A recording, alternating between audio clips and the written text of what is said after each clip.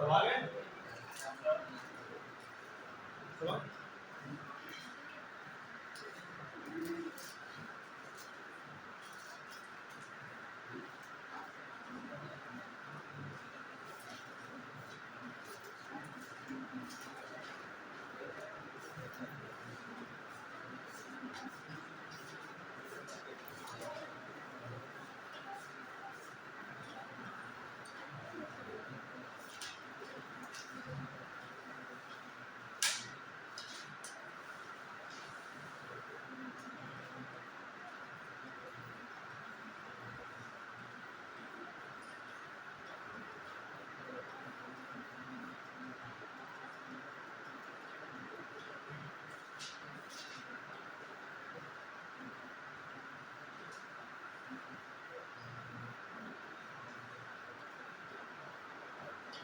दिनों तक क्या बना रहे थे?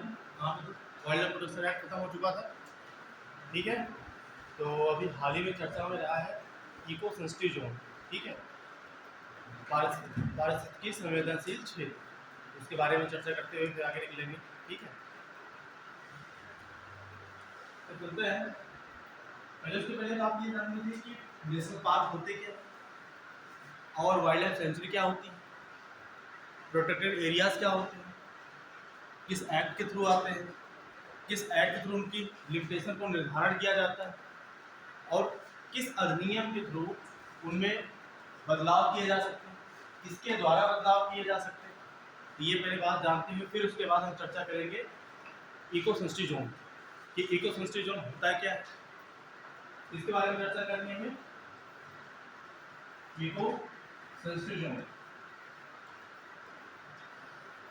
जो आज की चर्चा में रहा है ना कि हाल ही में sensitive zone, eco sensitive zone जानने के लिए आपको पहले क्या जानना पड़ेगा कि नेशनल पार्क क्या होते हैं, नेशनल पार्क, फिर आपको जानना पड़ेगा क्या होते हैं wild life sanctuary. Wild life sanctuary मतलब वन्य जीव अभ्यारण्य, क्या बोलते हैं इस वाइल्ड लाइफ सेंचुरी को? वन्य जीव अभ्यारण्य।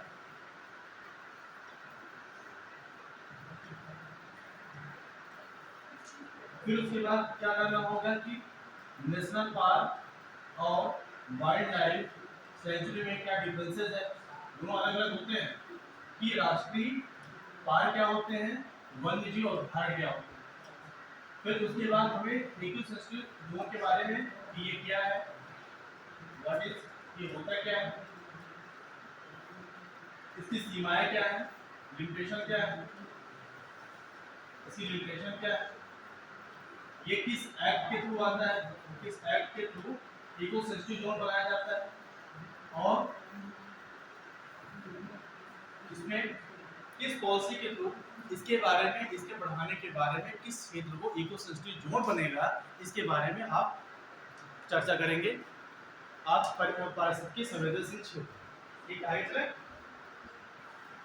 पहला कुछ पिछले का तो रिकॉर्ड कराते हुए चल रहा है कि हमने ये पढ़ा दिया था कि आपका नेशनल फॉरेस्ट पॉलिसी 1952। अब बताते चलिए नेशनल फॉरेस्ट पॉलिसी में हमने क्या बोला था कि टोटल लैंड का कितना परसेंट होना चाहिए, राष्ट्रीय वन नीति 1952 के अनुसार पूरे भौगोलिक क्षेत्र का कितना परसेंट वनावरण होना चाहिए, फॉरेस्ट कवर होना चाहिए, कितना होना चाहिए? इतनी जल्दी भूल गए, कितना बताए थे? 33% होना चाहिए। और प्रेजेंट टाइम में कितना है? आई सफा रिपोर्ट आई थी ना 2021 में, 2021 में तो कितना कितना है प्रेजेंट टाइम पे? 24.61% है प्रेजेंट टाइम। और फिर इसमें क्या बोला गया था कि आपका जो लैंड वाला एरिया है उस एरिया में कितना परसेंट होना चाहिए, फॉरेस्ट कवर 35%।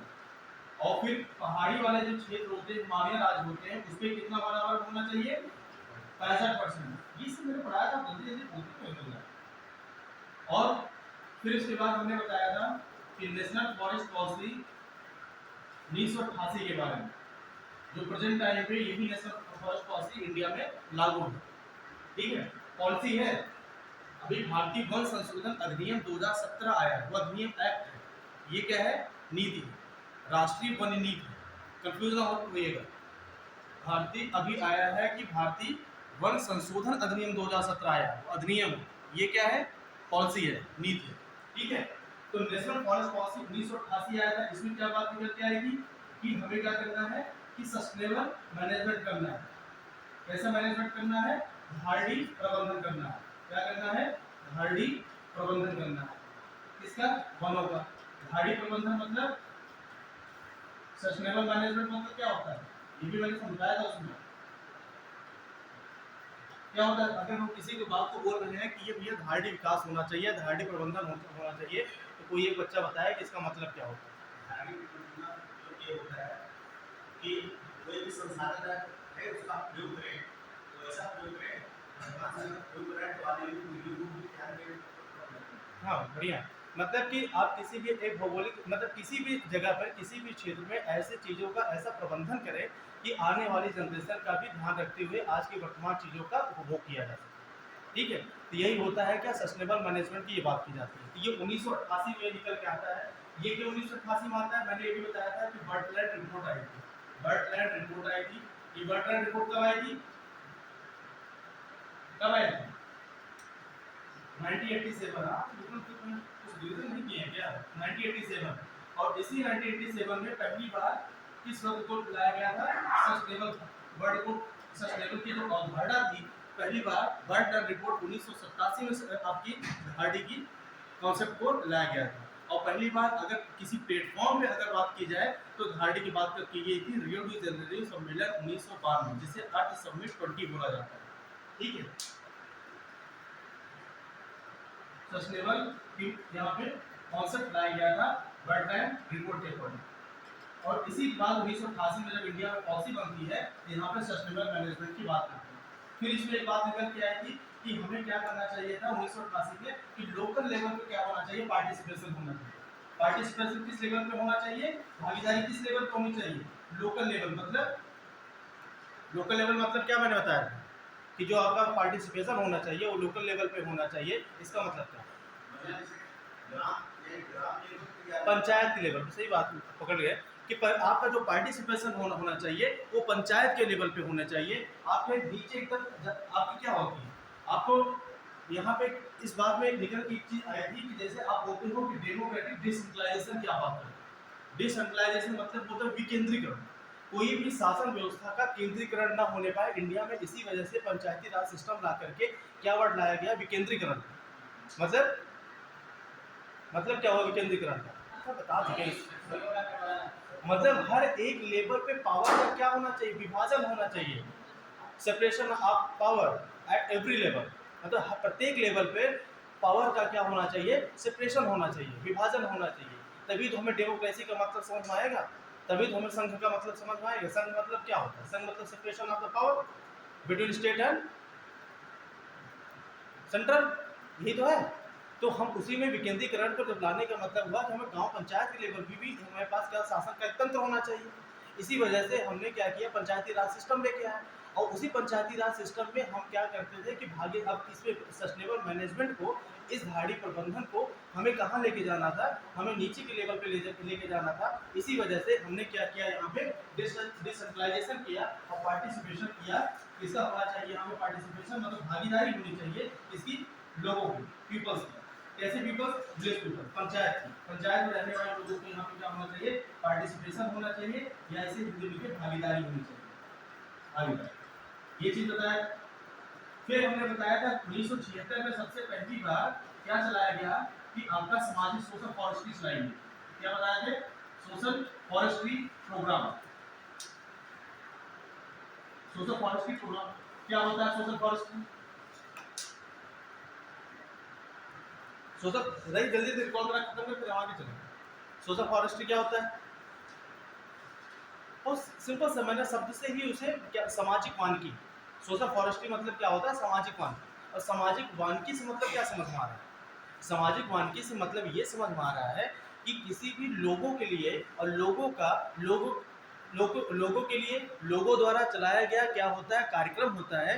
जो वहाँ के सामाजिक उत्थान हर एक लेवल के उत्थान के लिए चलाया जाता है। ऐसे क्षेत्रों पे वहाँ पे वनीकरण करना होता था, जो क्षेत्र क्या होते थे, परती पड़े होते थे या बंजर पड़े होते थे। और वहाँ पे कैसे वृक्ष लगाने होते थे, फलदार वृक्ष लगाने होते थे। नहीं फलदार वृक्ष लगा पाते हैं तो नॉर्मली उसका क्या किया जाना होता है कि वनीकरण किया जाना होता है। वनीकरण क्यों आवश्यकता होती थी, क्योंकि बहुत से लोगों के पास क्या होता है, ज़मीनें वहाँ पे क्या परती पड़ी होती थी, उसका यूज़ नहीं हो पाता था। ऐसी ज़मीनें क्या होती थी कि बारिश के टाइम पे जब उनका खाली पड़ती, वहाँ पे कोई भी वन नहीं लगे होते हैं, तो उनका कटाव बहुत ज़्यादा होता है मिट्टियों का, जिससे क्या बोला जाता है, सॉइल इरोजन होता था, जिसकी वजह से क्या समस्या आ जाती थी, गली इरोजन की समस्या आ जाती थी। इन समस्याओं का समाधान करने के लिए और हमारे अपने यहाँ फॉरेस्ट कवर को बढ़ावा देने के लिए हमें सोशल फॉरेस्ट्री का प्रोग्राम लाना पड़ा कि जो नीचे के तबके के लेवल पे लाया जा सके। वहाँ के उनके लिए वहाँ पर रहने वाले जो इनहेबिटेंट्स थे, जो रहने वाले वहाँ पे समुदाय के लोग थे, उनके लिए हम रोजगार के मुहैया भी करा सकें। इसी वजह से हमारे लिए सोशल फॉरेस्ट्री प्रोग्राम 1976 में लाया और इसी अवधारणा को यहाँ पे नेशनल फॉरेस्ट पॉलिसी में पेश किया गया, सोशल फॉरेस्ट्री या सामाजिक वानिकी, सोशल फॉरेस्ट्री। ठीक है, फिर हमने एक चीज इसमें कंप्लीट कराई थी, फॉरेस्ट कंजर्वेशन एक्ट। इसे क्या करा देते कि आपको लगातार बना याद रहे कब आई थी ये फॉरेस्ट कंजर्वेशन एक्ट, वन संरक्षण अधिनियम इसे बोलते हैं। क्या बोलते हो, वन संरक्षण अधिनियम। अधिनियम कब आया था ये, 1980। ये बोलिए आराम से, 1980 में हमने ये बात की थी फॉरेस्ट कंजर्वेशन, क्योंकि इन सब की चीजें अभी हम बढ़ाएंगे इकोसिस्टम जोन में, सब चीजें उनकी आवश्यकता पड़ेगी। जब आवश्यकता पड़ेगी हम बोलेंगे तो फिर वो चीजें का रिकॉर्ड नहीं देंगे तो मजा आएगा नहीं। तो 1980 में फॉरेस्ट कंजर्वेशन एक्ट लाया गया था। हमने इसमें क्या बोला, इसका कोई एक आध पॉइंट बताया आप? सब नसीब लग रहा है भाई कि वन संरक्षण अगर अधिनियम है तो वनों का क्या करना है, संरक्षण करना है, वनों का संरक्षण करना है। और एक पॉइंट इसका महत्वपूर्ण क्या बताए थे कि अभी तक आपको बताया गया था कि 42वें संविधान 42nd कॉन्स्टिट्यूशन अमेंडमेंट एक्ट जब हुआ था, 42वां संविधान संशोधन हुआ था 1976 में। 1976 में फॉरेस्ट जो शब्द होता है, फॉरेस्ट का विषय होता है, फॉरेस्ट मतलब वन का, किसका, वन का। और कोई क्या क्या वाइल्ड लाइफ, वन्य जीव का, वाइल्ड लाइफ मतलब वन्य जीव का, वाइल्ड लाइफ वन्य जीव, वन्य जीव। इन सब्जेक्ट को, इस विषय को, वन को और वन्य जीव के विषय को किस लिस्ट में डाल दिया गया था 42वें संविधान संशोधन से, समवर्ती सूची में। किसमें डाला गया था, समवर्ती सूची में। अब समवर्ती सूची में अगर ये डाल दिया जाएगा तो इससे क्या होगा कि इसमें नियम बनाने की शक्ति किसके पास हो जाएगी, राज्य के पास भी हो जाएगी और किसके पास होगी, केंद्र के पास होगी। और इसी नियम, और अभी तक जो ये सब्जेक्ट वन और वन्यजीव था, ये किसका सब्जेक्ट हुआ करता था, इससे पहले राज्य का, राज्य सूची का विषय हुआ करता था, राज्य सूची का। जब राज्य सूची का विषय होगा, स्टेट लिस्ट का विषय होगा, तो इससे इसकी वजह से क्या हो जाएगा, यहाँ पे नियम बनाने की शक्ति राज्य को नहीं होगी, राज्य को नियम बनाने की शक्ति नहीं होगी। तो इसी वजह से कि अब ये लिस्ट में क्या किया गया, चेंज किया गया, 42वां संविधान संशोधन 1976 लाया गया। इस संविधान संशोधन के तहत वन और वन्यजीव जो शब्द होते हैं, इन्हें क्या किया गया, समवर्ती सूची में डाल दिया गया। अब जब समवर्ती सूची में डाला गया, इससे नियम बनाने की शक्ति किसे मिल गई, केंद्र और राज्य दोनों को मिल गई। किसे मिल गई, राज्य को मिल गई और केंद्र को मिल गई।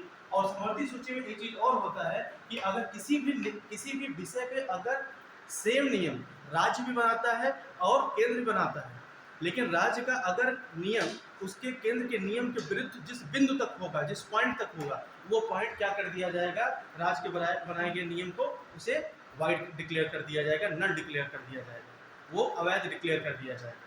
तो यहाँ पे किसकी पावर हो जाती है, कंप्लीट लिस्ट में ज़्यादा केंद्र की पावर हो जाती है। इसी वजह से इसे समवर्ती सूची में डाला गया और उसी सूची डालने के बाद से ही फॉरेस्ट कंजर्वेशन एक्ट 1980 लाया गया और उसमें बोला गया अब वनों का संरक्षण किया जाए। और इसमें एक बात निकल के आई कि अगर किसी भी अपने इंटरेस्ट को लेते हुए अगर स्टेट गवर्नमेंट कोई भी कहीं भी अगर वनीकरण है उसका कटाई छटाई करके डाइवर्जन करना चाहती है, तो उसके पहले वो किससे परमिशन लेगी, केंद्र सरकार से परमिशन लेगी। अभी तक वो परमिशन नहीं लेती, लेकिन अब क्या हो गया कि स्टेट गवर्नमेंट जो राज्य सरकार होगी, स्टेट गवर्नमेंट होगी, वो क्या करेगी कि अगर कोई भी डिफॉरेस्टेशन करना है या डाइवर्जन करना है, डाइवर्जन करने का सेंस मेरा ये है, अगर वहाँ पे अपने इंटरेस्ट के लिए कोई भी काम, कोई जैसे इंडस्ट्री लगा रही हो, कोई भी वहाँ पर सड़क निर्माण कर रही हो या वो उसका खनन कर रही हो, कुछ भी कर रही हो, तो अगर उसके लिए वो डिफॉरेस्टेशन करती है, डिफॉरेस्टेशन मतलब होता है निर्वनीकरण।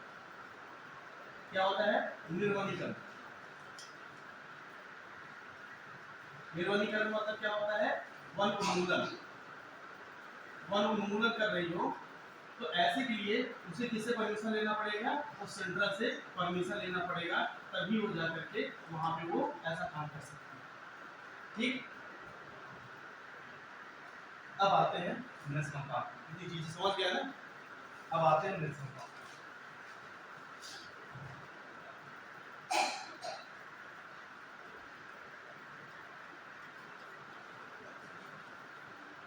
इससे और भी ज्यादा चीजें पढ़ाया, लेकिन उसका रिकॉर्ड कहाँ का है? मेन चीजें रिकॉर्ड करा दी। नेशनल पार्क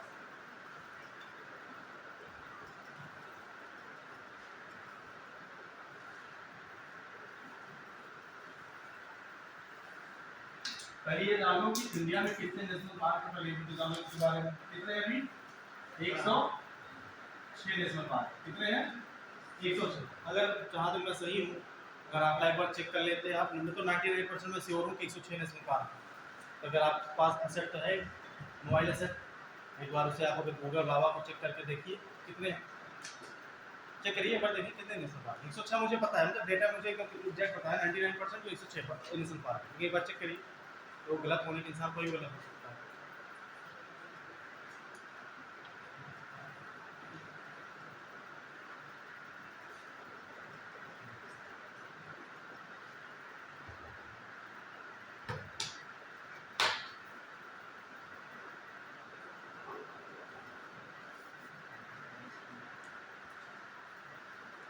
आज बच्चे इतने कम कैसे हो गए भाई? हाँ? छुट्टी 14 अप्रैल। अच्छा, 104 नहीं, 106 अभी 2 अपडेट हुए हैं। 104 मुझे पता है, 106 2 अपडेट हुए, 2 अपडेट हुए। 104 अभी 2 अपडेट हुए रिसेंटली। तो अभी रिसेंटली और अपडेट ना हो गए हों, इस वजह से मैंने बोला था चेक करने को। ठीक है, अभी इसमें तो पुराना डाटा दिखा है। 106 हो गए, ठीक है। 106 नेशनल पार्क 2019 के डेटा के अकॉर्डिंग 104 है, 2021 के डेटा के अकॉर्डिंग 106 है ना। अब नेशनल पार्क क्या होता है?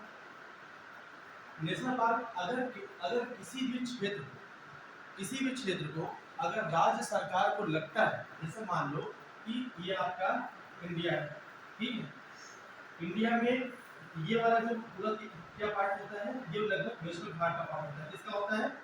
वेस्टर्न घाट का पार्ट होता है। वेस्टर्न घाट के पार्ट पे तुम जानते हो कि लॉयन टेल, जो उसकी पूंछ वाली, मतलब बंदर की पूंछ वाली एक क्या पाए जाते हैं वहाँ पे?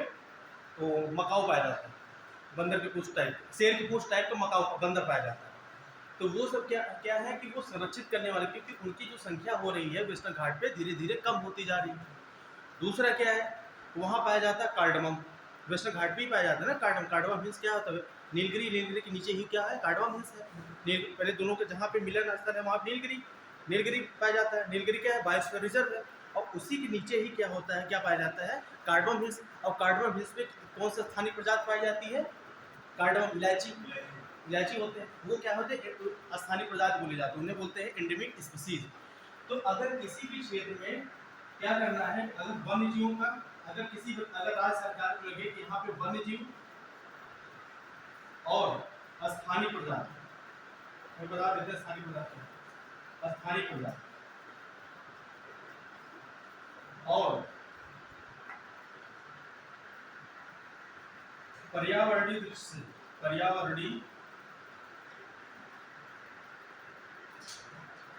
दृष्टि से उनका संरक्षण करना, उनका क्या करना है? संरक्षण करना है। तो ऐसी जगह को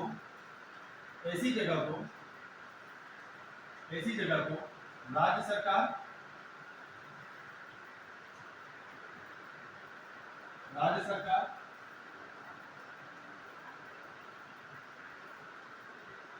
इन सीटू कंजर्वेशन के तहत, इन सीटू ज़्यादा पढ़ा चुके हैं ना, इन सीटू कंजर्वेशन किसे बोलते हैं?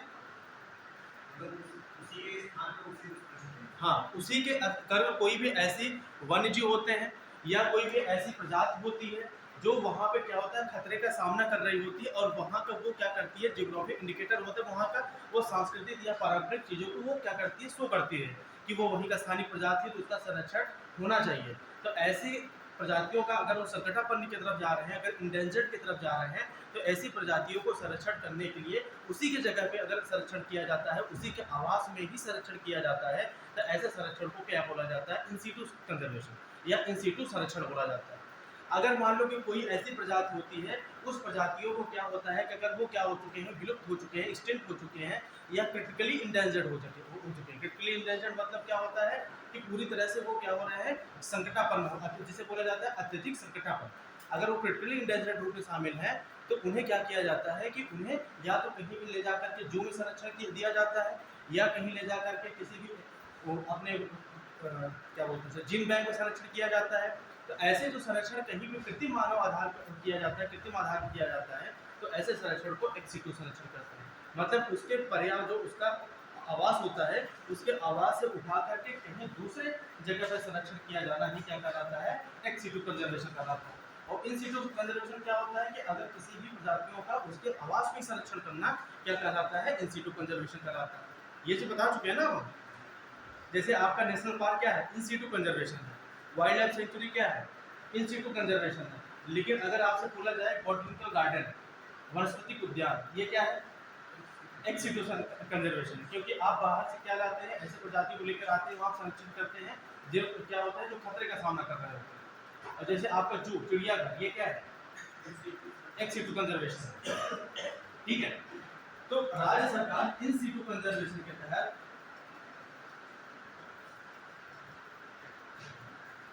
इन सीटू कंजर्वेशन के तहत, कंजर्वेशन मतलब इन सीटू संरक्षण, इसे देवनागरी लिखो, सीधा लिखो, इन सीटू संरक्षण, इन सीटू संरक्षण के तहत, इन सीटू संरक्षण के तहत उस क्षेत्र को क्या डिक्लेयर कर सकती है, क्या घोषित कर सकती है?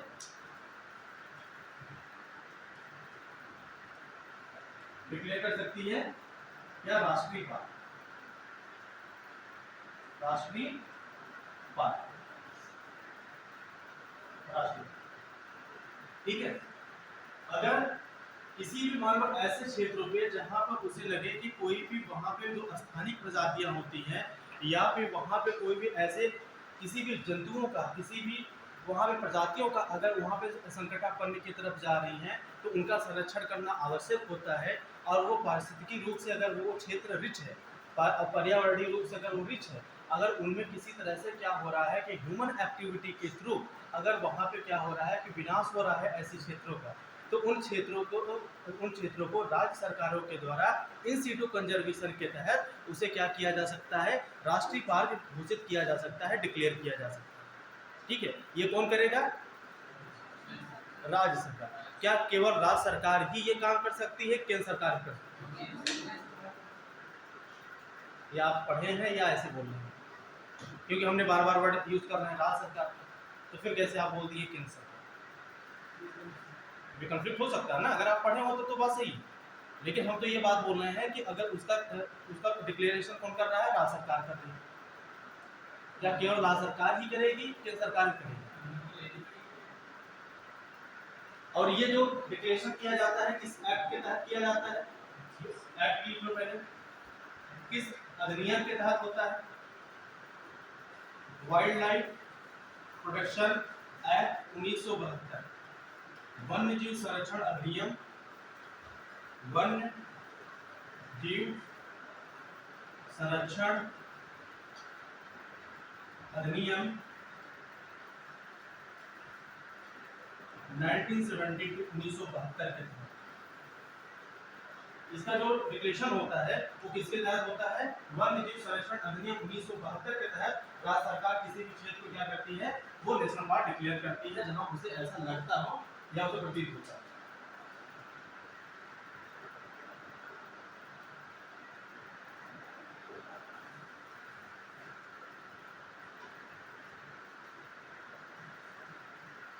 ठीक है,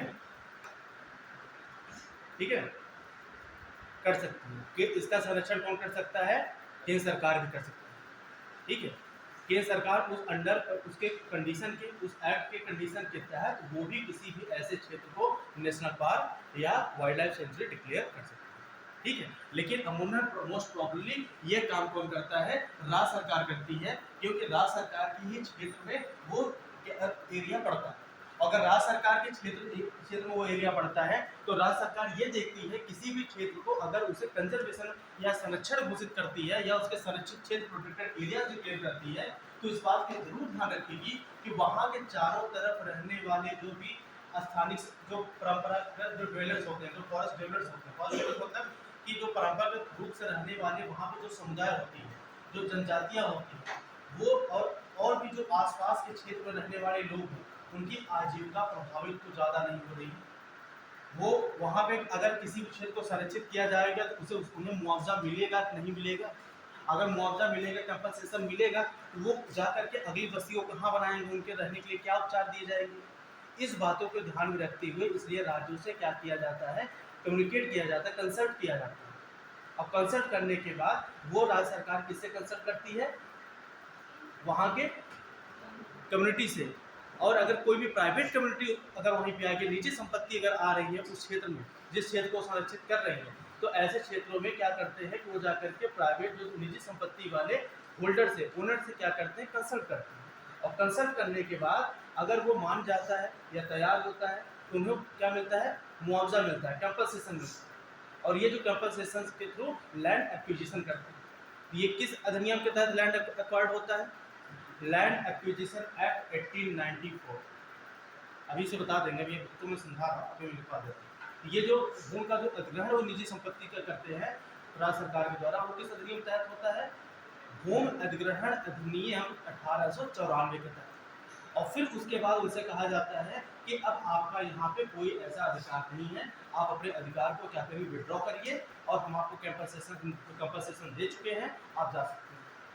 लेकिन क्या किसी भी व्यक्ति को ऐसे क्षेत्र में अधिकार मिलता है क्या फिर जाने का? तो एक बोर्ड होता है, उस बोर्ड का नाम होता है क्या? नेशनल वाइल्ड लाइफ बोर्ड, राष्ट्रीय वन्यजीव बोर्ड होता है, जिसे 1952 में बनाया जाता है। वो पूरे उस प्रोटेक्टेड एरिया का क्या करता है? प्रबंधन करता है, मैनेजमेंट करता है, कंट्रोल करता है, या जो भी करना हो। और दूसरा, स्टेट गवर्नमेंट के द्वारा एक नियुक्ति की जाती है, उस नियुक्ति का नाम होता है कलेक्टर। और कलेक्टर को यह अधिकार दिया जाता है कि आप यहाँ पे देखिए कौन से व्यक्ति यहाँ पे क्या काम होना है, क्या काम नहीं होना है। फिर उसी कलेक्टर में क्या होता है? नेशनल जो उस प्रोटेक्टेड एरिया में चीफ वार्डन होता है, और चीफ वार्डन ही डिसाइड करता है किसी व्यक्ति के अधिकार को, कि कौन सा व्यक्ति इस नेशनल पार्क में आने के लिए अधिकृत है और कौन सा व्यक्ति इस पार्क में आने के लिए अधिकृत नहीं है, कौन सी गतिविधियां यहाँ होने के लिए अधिकृत है, कौन सी गतिविधियां यहाँ होने के लिए अधिकृत नहीं है। ये फिर डिसाइड करने के लिए कौन हो जाता है? वहाँ का चीफ वार्डन। जैसे आप देखते हो ना, हॉस्टल का एक वार्डन होता है। आप वार्डन क्या करता है? आप कंट्रोल करता है। जैसे आप नहीं रहते हो, जब कभी कोई हॉस्टल में अगर रहा हो तो क्या होता है, कॉलेजों का हॉस्टल में क्या होता है? एक वार्डन होता है। वो वार्डन क्या होता है कि आप आते हो, जाते हो, कितने बजे आते हो, कितने बजे जाते हो, आपको घर का कॉल लगाना होता है, आपके गार्जियन से बात करनी होती है, तो सब आपको कौन गाइड कर रहा होता है? आपको गाइड कर रहा होता है वार्डन। लेकिन वार्डन के ऊपर की जो अथॉरिटी होती है, यही काम करने के लिए उसे क्या करती है? अपॉइंट की जाती है। अब उसके ऊपर अथॉरिटी से आप बात नहीं करते हो, जो भी काम करना होता है हॉस्टल का, किससे बात करते हो तुम? वार्डन से बात करते हो। और वार्डन आपकी ही बात को कहाँ पहुँचाता है? ऊपर की अथॉरिटी पहुँचाता है। तो लेकिन मेन काम वहाँ पे अधिकार किसे दिया गया है? वार्डन को दिया गया। सेम वही प्रोसेस किसी भी संरक्षित क्षेत्र प्रोटेक्टेड एरिया में कौन करता है? जो वहाँ का चीफ वार्डन है, ठीक है। अब आते हैं नेशनल पार्क, समझ गए? अब नेशनल पार्क में कैसे गतिविधियां क्या अलाउ होती हैं या नहीं, पहले ये जान लीजिए। मान लो आपका इधर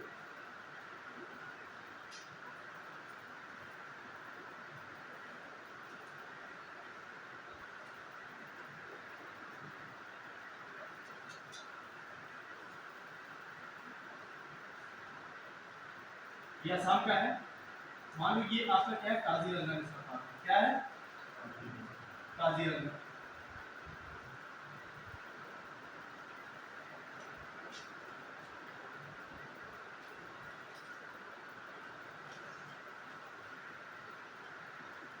काजीरंगा नेशनल पार्क में यहाँ पे रहने वाला जो समुदाय है, काजीरंगा नेशनल पार्क के चारों तरफ यहाँ पे रहने वाले क्या होते हैं, इसके चारों तरफ भाई यहाँ पे रहने वाले लोग होंगे, होंगे कि नहीं होंगे? वहाँ पे रहने वाली कम्युनिटी होगी, समुदाय है। अगर इन समुदाय को ये अपने पास क्या रखे हैं, पशु रखे हैं, क्या रखे हैं, पशु। कोई भी पशु हो सकती है, भेड़, बकरी, गाय, भैंस, हाँ, जो चढ़ने वाली होती है, गधा, कोई भी हो सकता है भाई, हाँ? रखते हैं भाई, गधा रखते हैं, गाय रखते हैं, भेड़ रखते हैं, बकरी रखते हैं, रखते नहीं रखते, रखते हैं ना, पालते हैं नहीं पालते हैं। अगर ये रखे हैं और ये नेशनल पार्क, इस पार्क में इन्हें क्या करता है, चारा के लिए इन्हें क्या चाहिए, जगह चाहिए। बस उन्हें भैया वो चलेंगे नहीं चलेंगे, ग्रेजिंग करेंगे। अगर वो चलेंगे तो उनके लिए क्या चाहिए, घास चाहिए, उनके से घास पत्तियाँ चाहिए नहीं चाहिए, वेजिटेशन उनके लिए चाहिए। और ये यहाँ पे लेकर आएंगे। क्या ये लोग इस नेशनल पार्क के अंतर्गत चराने की छूट हो जाती है? अगर किसी भी क्षेत्र को नेशनल पार्क डिक्लेयर कर दिया गया, क्या उस क्षेत्र के अंतर्गत ग्रेजिंग करने की, चारण की अनुमति होती है? नहीं होती। स्ट्रिक्टली प्रोहिबिटेड होगा कि अगर कोई भी क्षेत्र को अगर नेशनल पार्क, राष्ट्रीय पार्क डिक्लेयर कर दिया जाता है तो वहाँ पे किसी भी लिव स्टॉक की ग्रेजिंग क्या होती है, स्ट्रिक्टली प्रोहिबिटेड होती है। और कोई भी ह्यूमन एक्टिविटी भी स्ट्रिक्टली प्रोहिबिटेड होती है, मतलब कि पूर्ण रूप से प्रतिबंधित होती है। अगर वो किसी भी क्षेत्र को नेशनल पार्क डिक्लेयर कर दिया जाता है तो ऐसे क्षेत्रों में कोई भी मानव गतिविधियाँ और किसी भी पशुओं का चारण, लिखते रहिए भाई, अब क्या हम फिर से उसे लिखाते थोड़ी चलेंगे, उसे लिखते रहिए। अगर किसी भी क्षेत्र को नेशनल पार्क डिक्लेयर कर दिया जाता है तो ऐसे क्षेत्र में पशुओं का चारण और कोई भी ह्यूमन एक्टिविटी या मानव गतिविधियां पूर्ण रूप से क्या होती है, प्रतिबंधित होती है। पूर्ण रूप से प्रतिबंधित बता रहा हूं,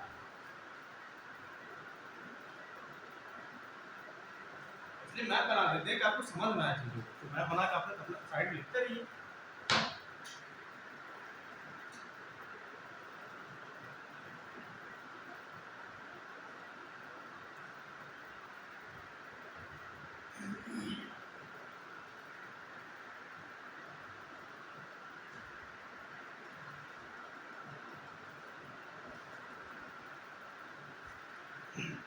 इसे समझ लीजिए, नहीं जैसे एनवायरमेंट इकोलॉजी की क्लास चली, ये पता लगा हम शब्द बोलते गए, सब खाली आप किताब पढ़े और किताब खाली रट रहे हैं, पता ही नहीं चल रहा है नेशनल पार्क क्या होता है, वन्य जीव अभ्यारण्य क्या होते हैं, इसके बारे में पता ही नहीं चल रहा है। पहले ये तो समझ, भले टाइम थोड़ा जा रहा है लेकिन पहले तो समझ लो टाइम क्यों जा रहा है, क्योंकि उसमें कोई क्वेश्चन आ ही गया।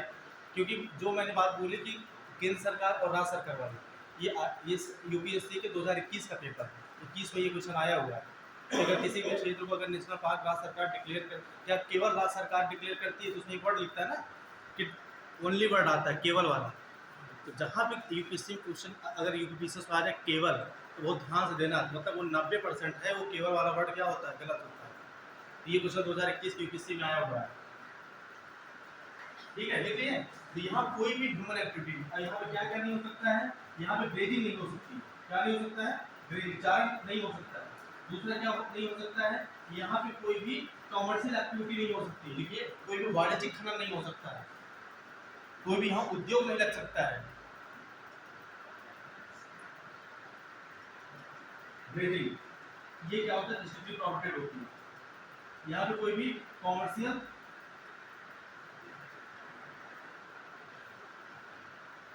एक्टिविटी नहीं होती है, एक्टिविटी नहीं होती, ठीक है। अब आते हैं wild life sanctuaries.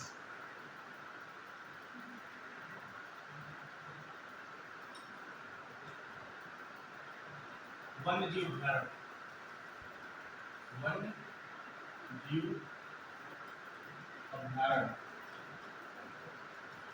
Wild life sanctuary.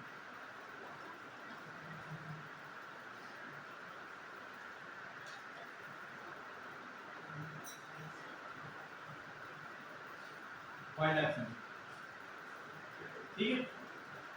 वन्य जीव अभ्यारण्य जैसे मान लो कि आपका वाइल्ड लाइफ सेंचुरी कौन सा, तो ये बताइए आप,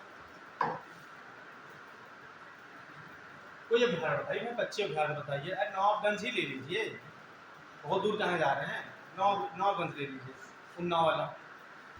और कोई बताए। भरतपुर, भरतपुर बच्चे अभ्यारण्य है, नहीं है। भरतपुर कहाँ पता है ना, केवलादेव भाना नेशनल पार्क, राजस्थान।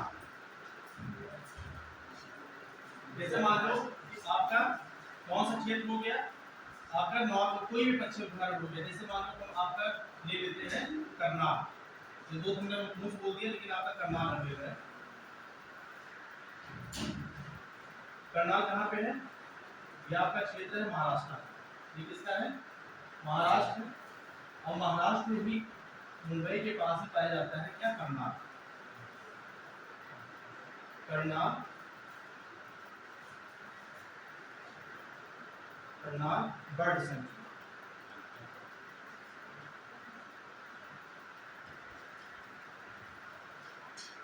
करनाल पक्षी अभ्यारण्य,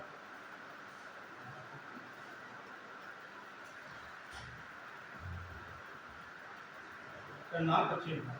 अगर मान लो कि किसी भी, जैसे मान लो ये क्षेत्र है, ये पड़ता है महाराष्ट्र में, अब इस क्षेत्र को क्या डिक्लेयर करना है, वाइल्ड लाइफ सेंचुरी डिक्लेयर करना है। कोई भी ऐसा क्षेत्र हो जिस क्षेत्र को अगर हमें लगे कि यहाँ पे क्या पारिस्थितिकी का संरक्षण करना है, किसके लिए, पारिस्थितिकी के यहाँ पे संरक्षण करना है, पर्यावरण का, पर्यावरण और वन्यजीव, वन्यजीव प्लस पारिस्थितिकी,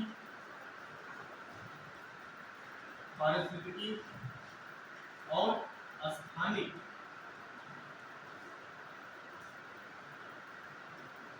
प्रजातियों के संरक्षण के लिए, संरक्षण के लिए राज्य सरकार,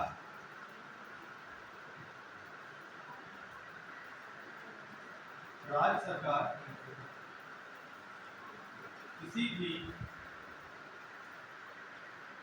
ऐसे क्षेत्र को,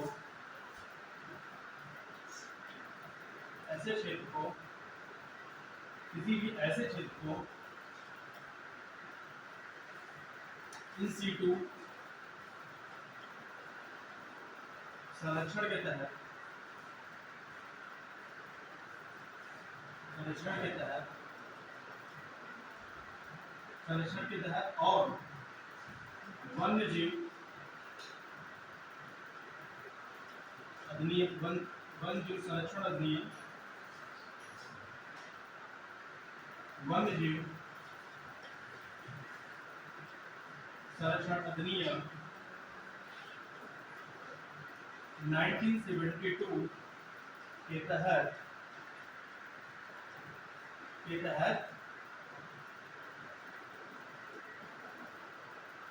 वन्यजीव अभ्यारण्य क्षेत्र घोषित कर सकते हैं या डिक्लेयर कर सकते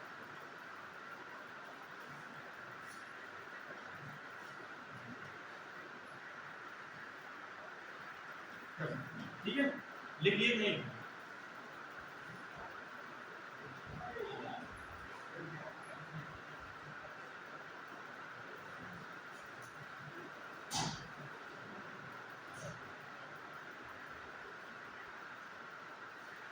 लिख लिया था, लिख लिया, तो जो बोल रहे हैं तो लिख पा रहे नहीं, जो दिक्कत नहीं एरेज करते हैं,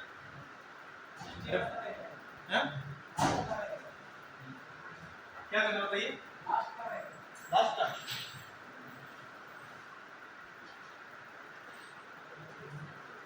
तो इसमें ना एक चीज टेस्ट करो, पता नहीं 3-4 चीज अपने आप काम कर ले इतना, मतलब इन सिटू कंजर्वेशन के तहत वन्यजीव संरक्षण अधिनियम 1972 के तहत वन्यजीव अभ्यारण्य क्षेत्र घोषित कर सकती है। ये कौन करेगी, राज्य सरकार। और वहीं पे लिख देना, वहीं पे पॉइंट लिख देना कि केंद्र सरकार भी कर सकती है, सेंट्रल गवर्नमेंट भी कर सकती है, सिर्फ केवल राज्य सरकार ही नहीं, केंद्र सरकार भी कर सकती है।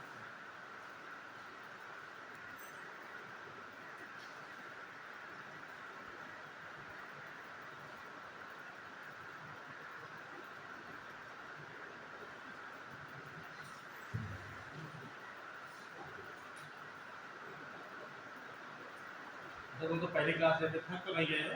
थक तो गए ही होगे, हैं? दूसरी क्लास है ना। आगे चले।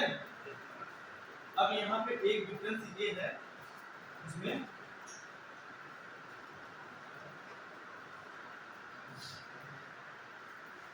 ये बताया थे हम कि नेशनल पार्क, क्या बताए थे?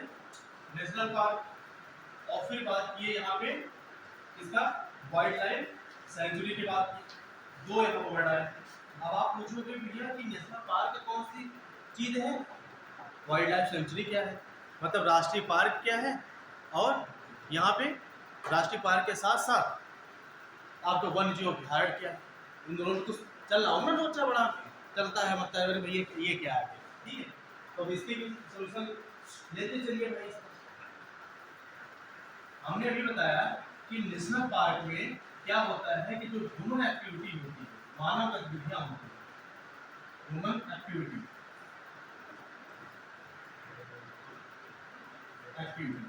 जो मानव गतिविधियां होती है, यह क्या होती है? पूर्ण प्रतिबंधित होती है। क्या होती है? पूर्ण प्रतिबंधित।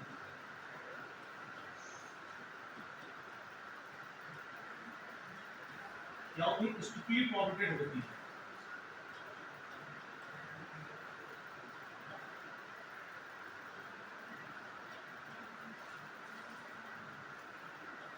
स्ट्रिक्टली प्रोहिबिटेड होती है।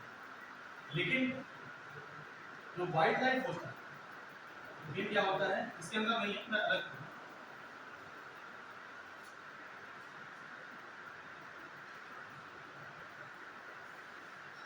जो वाइल्ड लाइफ सेंचुरी होती है, वन्य जीव अभ्यारण्य होता है, वन्य जीव अभ्यारण्य में क्या होता है कि ग्रेजिंग की, क्या करने की? ग्रेजिंग की, चारण की,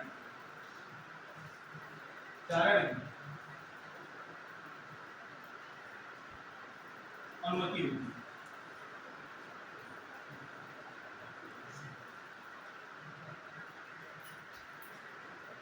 अनुमति होती है। यहाँ पे ह्यूमन एक्टिविटी की मानव गतिविधियां जो होती है, ह्यूमन एक्टिविटी होती है, एक्टिविटी वो क्या होती है? इन्हें अनुकूलतम परिस्थिति होता है कि यहाँ पे नियमित रूप से ये चलती रहती है। सिर्फ क्या आपकी ग्रेजिंग, जैसे चारण और सब चीज़ें नहीं कि यहाँ पे आप क्या करने लगे? खनन करने लगे, उद्योग लगाने लगे, इसकी कटाई छटाई करने लगे। ये सब चीज़ अगर यहाँ पे अगर आपको रिजॉर्ट बनाना है, अगर आप वाइल्ड लाइफ सेंचुरी के पास कोई होटल लगा रहे हैं, या प्राकृतिक संसाधन के तहत आप जल का संग्रहण कर रहे हैं, तो ऐसे क्षेत्रों को क्या किया जाएगा? ऐसे क्षेत्र तभी वहाँ पर हो सकते हैं जब आप परमिशन लेते हैं। आप परमिशन के माध्यम से वहाँ पे आप होटल बना सकते हैं, रिजॉर्ट बना सकते हैं, वहाँ पे क्या कर सकते हैं कि वहाँ पे आप जा सकते हैं, आ सकते हैं। नॉर्मली आप जाने आने ऐसे यहाँ पे क्या होता है कि वाइल्ड लाइफ सेंचुरी में ऐसी ह्यूमन गतिविधियाँ यहाँ पे हैं जिससे कि यहाँ पे रहने वाले जितने जीव होते हैं उन्हें क्या हो, वो प्रभावित ना हो। और यहाँ पे जो भी स्थान को ये सुरक्षित किया गया है वाइल्ड लाइफ सेंचुरी के तहत, वो स्थान का जो क्षेत्र होता है वो किसी भी तरह से प्रभावित न हो, इस प्रकार की वहाँ पे मानव गतिविधियाँ की जा सकती हैं। तो ये भी बात यहाँ पे ये पॉइंट है कि आप ग्रेजिंग या चारण करने की अनुमति होती है, लेकिन ग्रेजिंग और चारण करने की अनुमति अगर दी जाती है तो ये बात ध्यान में रखते हुए दी जाती है कि यहाँ पे किसी भी तरह के वन्य जीवों का पर्यावास का पूरी तरह से हनन न होने पाए, या उनके पर्यावासों का क्या होने न पाए कि वहाँ पे खत्म न होने पाए।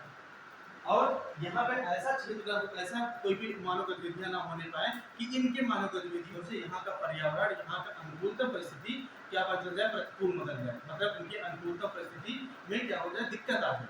ऐसी मानव गतिविधियां नहीं होनी चाहिए। लेकिन नेशनल पार्क में क्या किया गया है? पूर्ण रूप से प्रतिबंधित ग्रेजिंग किया गया है। यहाँ चारण पूर्ण रूप से नहीं होगा, लेकिन यहाँ पे अनुमति होती है, बस इस बात को ध्यान रखते हुए कि इनके पर्यावास, इनके आवास को ध्यान में रखते हैं, इनके आवास को खत्म न होने पाए।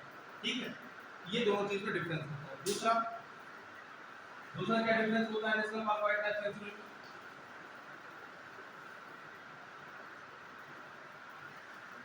जो वाइल्ड लाइफ सेंचुरी होती है वो क्या होती है? वो किसी भी एक पर्टिकुलर स्पीशीज के लिए हो सकती है। वाइल्ड लिखते चलिए, इसलिए बोल रहे हैं, लिखा रहे हैं भाई, उसके बाद लिख ही नहीं रहे हैं। आपका वो थोड़ी लिखाएंगे बैठ के। तो वाइल्ड लाइफ सेंचुरी को पहला पहला वाला लिखिए नहीं, हाँ लिख लिया। दूसरा है कि जो वाइल्ड लाइफ सेंचुरी होती है, जो वन्यजीव अभयारण्य होता है, वो क्या होता है कि किसी भी एक पर्टिकुलर विशेष प्रजाति के लिए हो सकती है। क्या हो सकती है? एक विशेष प्रजाति के लिए हो सकती है। जैसे हमने बोला वन्यजीव अभयारण्य, वन्यजीव में कौन आते हैं? वन्यजीव में संरक्षण कौन आता है? वन्यजीव के संरक्षण में आप आ सकता है क्या? आप संरक्षण करते हैं प्रोजेक्ट टाइगर। जैसे प्रोजेक्ट टाइगर, जैसे आप क्या चलाते हैं? Project elephant. आप क्या चलाते हैं? Project vulture. वल्चर मतलब जो गिद्ध होते हैं ना, गिद्ध का संरक्षण वल्चर, आप ये चलाते हैं। प्रोजेक्ट टाइगर चलाते हैं। प्रोजेक्ट टाइगर का है अपडेट लिखते चलिए 1973 कहाँ से स्टार्ट हुआ था सबसे पहले? Jim Corbett. ये एलिफेंट कब आया था? 1992 में, 1992 में। और प्रोजेक्ट वल्चर की संरक्षण स्टार्ट 70 के दशक 80 के दशक से स्टार्ट किया गया था। एग्जैक्ट डेट इसका याद नहीं है, अभी चेक कर लेना प्रोजेक्ट वल्चर कब स्टार्ट हुआ। ये 80-90 के दशक से स्टार्ट हुआ है।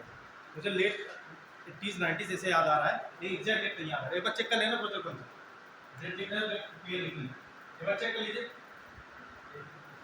तो आप देख रहे हो कि अगर वन, ये सब क्या होता है? टाइगर होगा, टाइगर मतलब क्या? शेर, ठीक है। और यहाँ पे एलिफेंट मतलब हाथी, ये और बचा मतलब गिद्ध, गिद्ध का संरक्षण,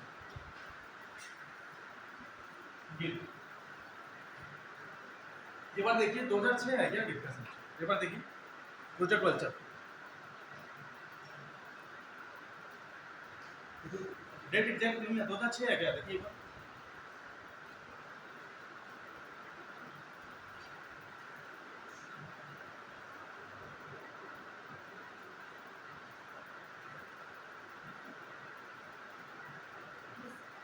कितना है?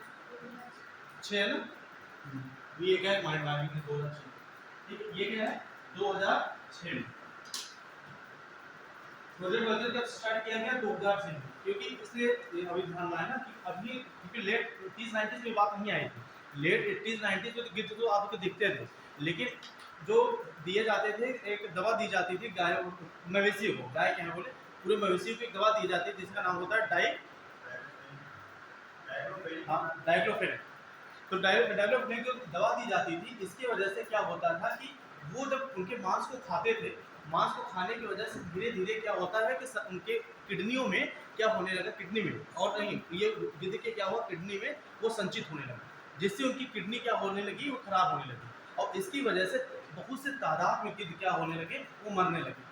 और मरने की वजह से ये हाल आ गया कि एक समय यहाँ पे बहुत रिच हुआ करते थे, उनकी मतलब ज़्यादा झुंड हुआ करती थी, और एक समय इक्का दुक्का दिखाई देना भी मुश्किल हो गया। वो धीरे धीरे 4-5 सालों में बहुत तेजी से खत्म हुआ। ये तो डायरेक्ट क्लोरोफेनेक की जो दवा स्टार्ट हुई थी 1995 के बाद से स्टार्ट हुई, और पिछले आते आते 10 सालों में, 5 सालों में उन्होंने दिखा दिया कि उससे बहुत से ज़्यादा गिद्ध मरने लगे। और इसी वजह से 2006 में तब क्या स्टार्ट किया गया, प्रोजेक्ट वल्चर स्टार्ट किया गया, प्रोजेक्ट मतलब गिद्ध का संरक्षण स्टार्ट किया गया 2006 में, ठीक है।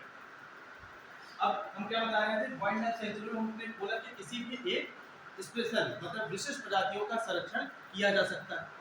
जैसे आप देखो वन, ये क्या है, वन्यजीव, ये भी क्या है, वन्यजीव, क्योंकि वन्यजीव वही होते हैं जो क्या होता है, डोमेस्टिक आपके एनिमल नहीं होते, जो घरेलू एनिमल नहीं होते।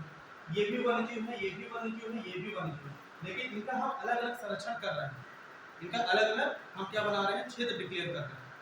या आप क्या बोलते हो, या कर देते हो क्या, अभी जैसे मान लो नवाबगंज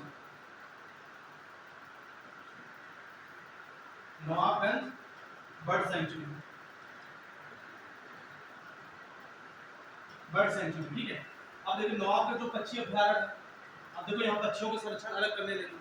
तो वाइल्ड लाइफ सेंचुरी में क्या है, किसी भी एक विशेष प्रजातियों का संरक्षण किया जा सकता है, लेकिन नेशनल पार्क में किसी एक स्पेशल विशेष प्रजातियों का संरक्षण नहीं किया जाता, उसमें सबका संरक्षण एक साथ होता है। उसमें ये कैटेगराइजेशन नहीं होता है कि ये क्या है कि ये स्पेशल प्रजातियों का यहाँ संरक्षण है। नेशनल पार्क में क्या होता है कि सारी प्रजातियों का वहाँ पे एक साथ संरक्षण होता है। ये पॉइंट लिख लीजिए, दोनों में डिफरेंस है कि वन्य जीव संरक्षण में किसी एक विशेष प्रजातियों का संरक्षण किया जा सकता है, जबकि राष्ट्रीय पार्क में सभी प्रजातियों का एक साथ संरक्षण किया जा सकता है।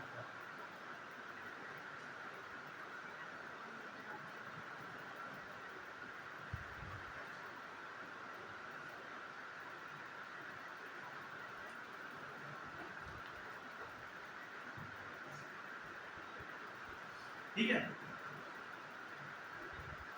आगे चलें।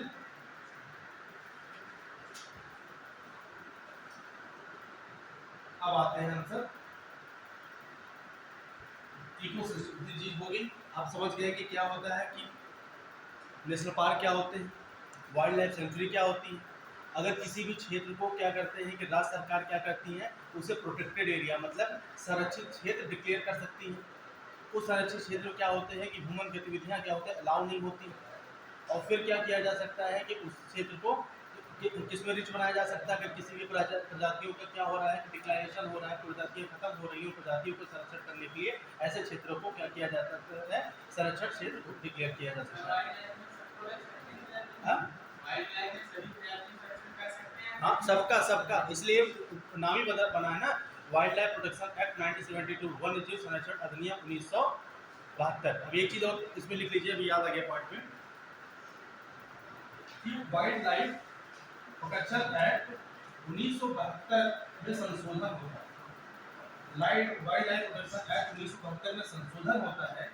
क्या होता है, अमेंडमेंट होता है, संशोधन, अमेंडमेंट, संशोधन होता है। इस संशोधन में क्या नाम दिया जाता है उसका, वाइल्ड लाइफ प्रोटेक्शन अमेंडमेंट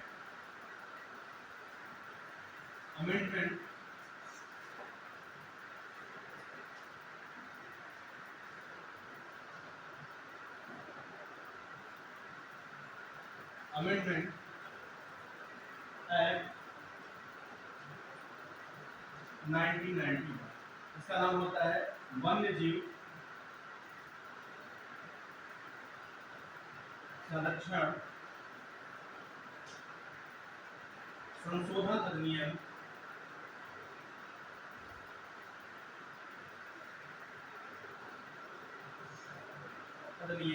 1991। ठीक है, इसका नाम होता है wild life protection amendment act 1991 या वन्य जीव संरक्षण संशोधन अधिनियम 1991। अगर मान लो कि कोई भी ऐसा क्षेत्र है, उस क्षेत्र में क्या आ जा रहा है कि आपका टेरिटोरियल, आपका वाटर आ जा रहा है, या वह जलीय क्षेत्र आ जा रहा है, जलीय क्षेत्र आ जाएगा। क्या अगर 1972 के तहत क्या था, 1972 के तहत क्या था कि अगर मान लो जैसे कोई भी इंडिया का ये क्षेत्र है, अब ये मान लो ये क्या है, कोस्टल है ना, ये क्या तट है, ये क्या है, कोस्टल है, तटीय क्षेत्र है, कोस्टल रीजन, तटीय क्षेत्र, तटीय क्षेत्र। इधर क्या है, आपका अरेबियन सी है, ये कौन सा सागर है, अरब सागर,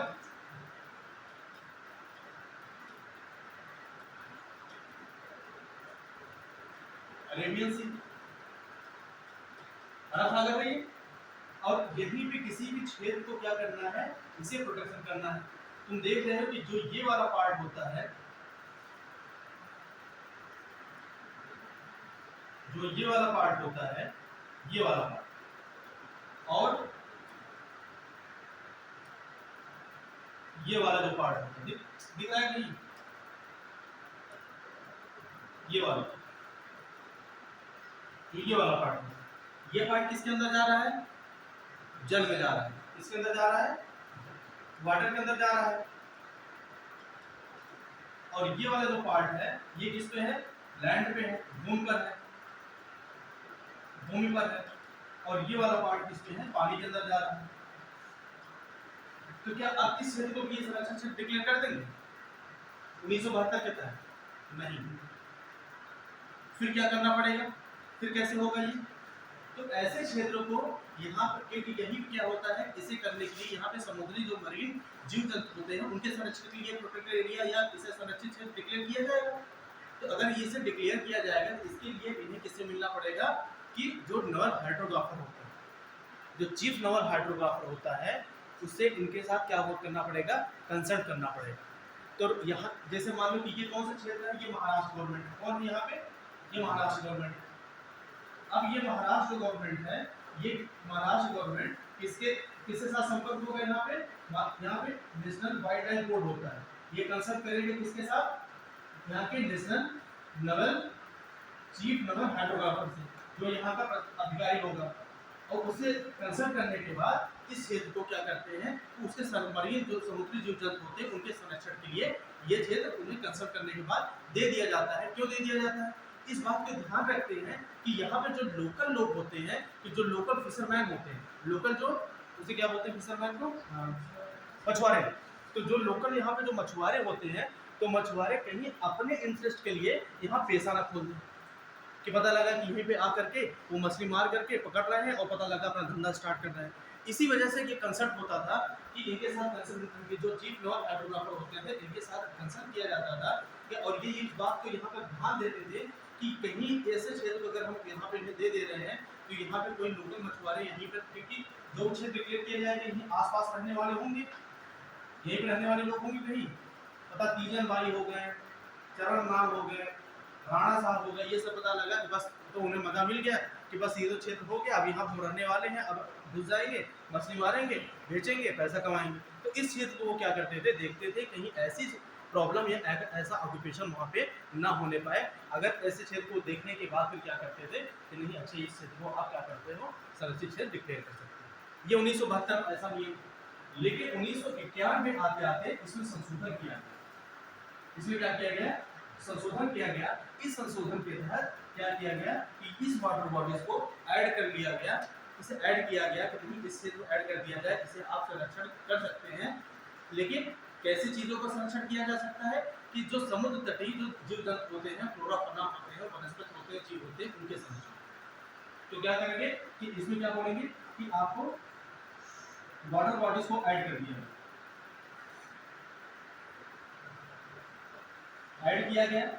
और किसके लिए ऐड किया गया कि आप जो मरीन जीव जंतु होते हैं, समुद्री जो जीव जंतु होते हैं, मरीन जो फ्लोरा एंड फना होते हैं, फ्लोरा एंड फना, फना मतलब होता है एनिमल, फ्लोरा मतलब होता है वनस्पति, कि फ्लोरा और फना के संरक्षण के लिए इस वाटर बॉडी को 1991 के संविधान 1991 के वन्य जीव संरक्षण अधिनियम के तहत इसे ऐड कर दिया। लिखेंगे, फिर से बोले, लिख लिया सब, फिर से बोले, अरे ना हाँ ना ना कुछ नहीं, क्या है भाई, क्या दिक्कत हो गई, 2 घंटे में क्या हुआ, एनर्जी डाउन हो गई क्या, सही में एनर्जी डाउन हो गई 2 घंटे जाते जाते।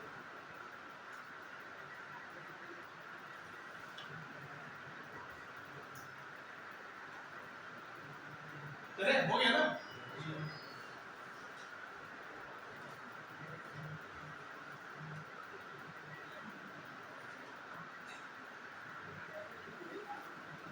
अब आते हैं इकोसिस्टम में।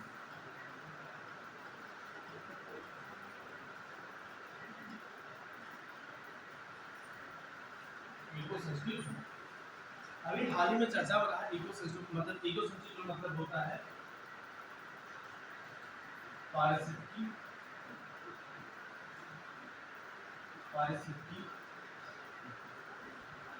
संवेदनशील,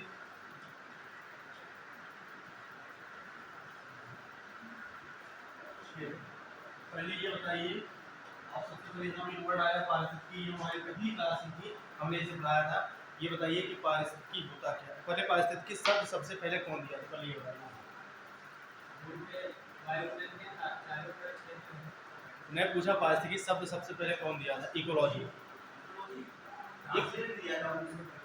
हाँ एजे ट्रांसलेट नहीं, उन्होंने इकोसिस्टम दिया था। उन्होंने बोला था पारिस्थितिकी तंत्र।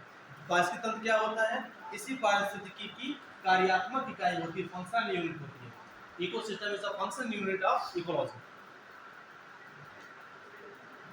इकोलॉजी क्या है, मैंने तो चीज बताया था ना कि इको ओइकस से मिलकर बना है, ओइकस और लोगस, लोगस से इन्हीं दोनों को मिलाकर क्या बनता है, इकोलॉजी बनता है।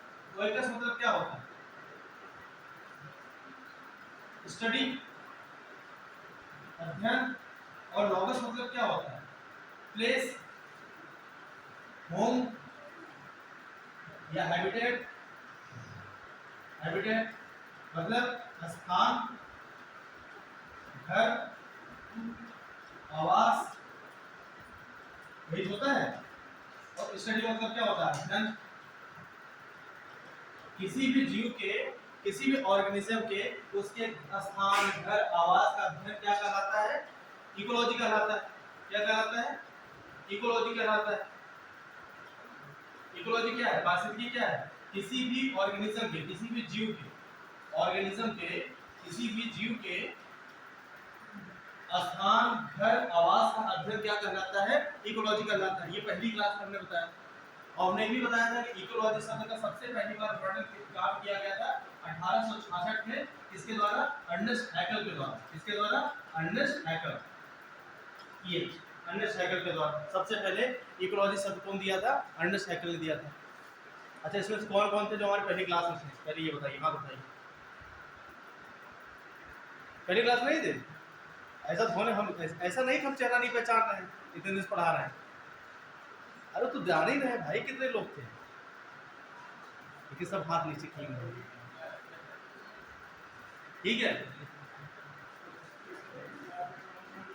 चलो ठीक है, कोई बात नहीं, अब जान लीजिए। ठीक है, पारिस्थितिकी जो शब्द सबका, तो यहाँ वर्ड आके इसने बता दे रहा है, पारिस्थितिकी शब्द का मतलब होता है, देखो ये बनता है ओइकस और लॉगस से मिलकर। ओइकस मतलब होता है द स्टडी, मतलब अध्ययन। लॉगस मतलब होता है प्लेस, होम, हैबिटेट, मतलब स्थान, घर, आवास। किसी भी स्थान, घर, आवास का अध्ययन ही क्या कहलाता है, पारिस्थितिकी कहलाता है। और पारिस्थितिकी शब्द का सबसे पहले वर्णन किया था अर्नेस्ट हैकेल के द्वारा 1866 में। और फिर पारिस्थितिकी के बारे में ये बोला गया, कैसा अध्ययन, कैसा अध्ययन। आप बोल रहे हैं किसी भी घर, आवास का अध्ययन ही, किसी भी जीव के घर के आवास का अध्ययन ही क्या कहला रहा है, पारिस्थितिकी कहला रहा है। लेकिन ये अध्ययन कैसा होना चाहिए, हमने बताया था कि कोई भी जो ऑर्गेनिज्म होता है, जहाँ पे वो रहता है, जहाँ पे उसका आवास है, उसके चारों तरफ का जो क्या होता है, आवरण होता है। उस आवरण के साथ जो उसका अंतर संबंध होता है, उस अंतर संबंधों के बीच का जो क्रियाएं होती है, अध्ययन होता है, वही क्या होता है, पारिस्थितिकी होता है। तो इसलिए बोले थे कि ये क्या होता है, जो इकोसिस्टम होती है, पारिस्थितिकी जो तंत्र होता है, इसकी क्या होती है, फंक्शनल यूनिट होती है। ये हमेशा किससे किससे प्रभावित होता है, इसके फैक्टर में हमने बताया था, तापमान से प्रभावित होता है, आर्द्रता से प्रभावित होता है, कि अलग अलग तापमान पे अलग अलग वनस्पतियों का विकास होता है, अलग अलग आर्द्रता पे अलग अलग वनस्पतियों का विकास होता है, अलग अलग मृदा के प्रभावों से, जैसे लेटराइट में अलग वनस्पति होगी, दोमट में अलग वनस्पति होगी, काली मिट्टी में अलग वनस्पतियाँ होंगी, आपके जलोढ़ मिट्टी में अलग वनस्पतियाँ होंगी। तो इस पर किसका प्रभाव पड़ रहा है, मिट्टी का। इसे बोला जाता है एडेफिक फैक्टर का, कि आपका मिट्टियों का, मृदा का प्रभाव के अनुसार अलग अलग यहाँ पे पारिस्थितिकी का विकास होता है। फिर हमने बोला था कि इसे क्या बोलते हैं, सम ऑफ बायोटिक एंड अबायोटिक, और इसे क्या बोला जाता है कि जैविक अजैविक घटकों का योग भी बोला जाता है, जिससे ऑर्गेनिज्म अपने वातावरण से प्रभावित होते हैं। ये हमने बताया था कि जैविक घटक क्या होते हैं, अजैविक घटक क्या होते हैं। जैविक घटक हमने बताया था कि जो उत्पादक होते हैं, प्राथमिक उपभोक्ता होते हैं, द्वितीयक होते हैं, तृतीयक होते हैं, और कौन होते हैं, अपघटक होते हैं, जिसे बोला जाता है प्रोड्यूसर बोला जाता है, first level consumer, second level consumer, third level consumer, fourth level consumer और डिकम्पोजर। यही होते हैं 5 घटक। ये भी हमने बताया था। पहाड़, नदियाँ, झील, पॉन्ड, ये सब क्या बताए थे, अजैविक घटक बताए थे। मिनरल्स अजैविक घटक बताए थे। तो कहाँ उड़ गए भाई। ठीक है, चलिए अब यहाँ पे पारिस्थितिकी क्षेत्र संवेदनशील, किसी भी क्षेत्र, बोलिए किसी भी क्षेत्र को संवेदनशील क्षेत्र घोषित डिक्लेयर करने के लिए किस अधिनियम के तहत किया जाता है, ये लिखिए, एनवायरमेंट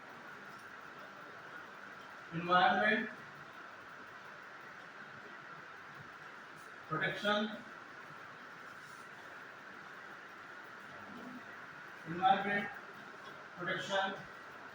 एक्ट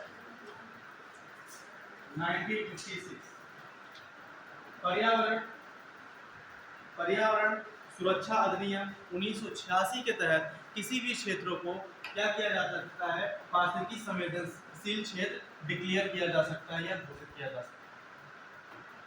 अगर क्वेश्चन आता है आपको कि किस अधिनियम के तहत किसी भी ऐसे क्षेत्र को पारिस्थितिक क्षेत्र घोषित किया जा सकता है, तो आप बताएंगे पर्यावरण संरक्षण अधिनियम 1986 के तहत किसी भी क्षेत्र को क्या किया जा सकता है, पारिस्थितिक संवेदनशील क्षेत्र डिक्लेयर किया जा सकता है। फिर क्या बात थी कि अगर अभी बताते हैं कि कौन सा क्षेत्र पारिस्थितिक, जैसे मान लो आपका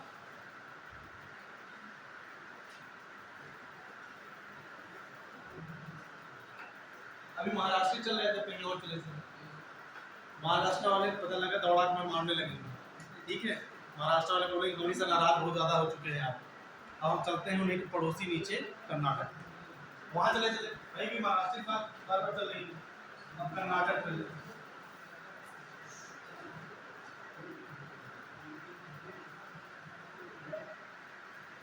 ये कर्नाटक का क्षेत्र होगा।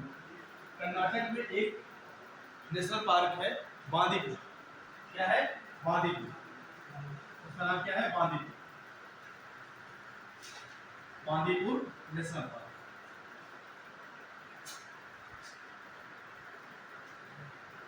नेशनल पार्क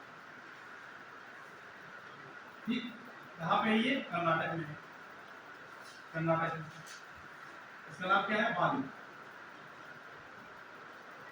बांदीपुर राष्ट्रीय पार्क।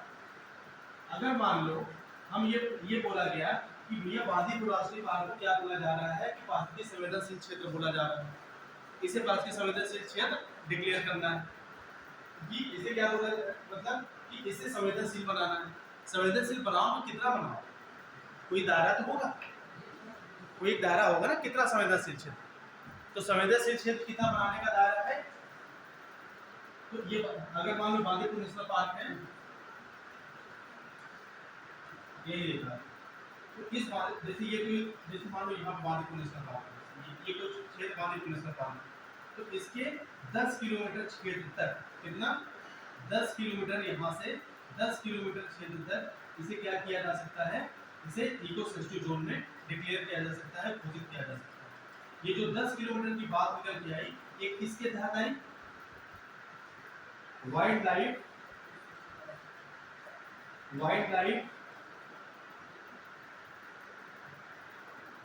प्रोटेक्शन